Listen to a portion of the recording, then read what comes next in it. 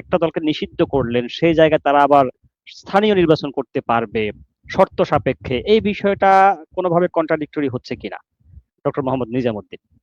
Unit সরকার অধ্যাদেশের মাধ্যমে যে local গভর্নমেন্টটাকে নির্দলীয় এবং প্রতীকবিহীন এবং দলের কোনো নাম নিয়ে কোনো নির্বাচন হবে না এই মর্মে অধ্যাদেশ জারি করেছেন। যে যে মানে 133টা অধ্যাদেশের ভিতরে যে অধ্যাদেশগুলোকে বিএনপি সরকার আইনে পরিণত করেছেন তার ভিতরে লোকাল গভর্নমেন্টও একটা।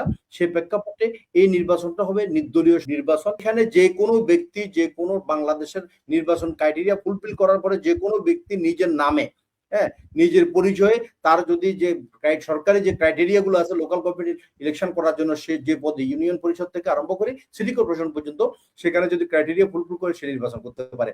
নির্বাচন আইন অনুযায়ী যে স্থানীয় সরকারের যে প্রস্তাবনা আছে সেখানে লেখা আছে যে কোনো দলের নামে, যেহেতু আওয়ামী লীগের কার্যক্রম নিষিদ্ধ, সে আওয়ামী লীগের নামে কোনো প্রার্থী আওয়ামী লীগের পদ পদবীর উল্লেখ করে আওয়ামী লীগের স্লোগান দিয়ে বা নিষিদ্ধ ঘোষিত, নট আওয়ামী লীগ, নিষিদ্ধ ঘোষিত কোনো সংগঠনের স্লোগান দিয়ে নাম ব্যবহার করে, পদবী ব্যবহার করে স্লোগান দিয়ে কেউ নির্বাচনী কার্যক্রম পরিচালনা করতে পারবে না।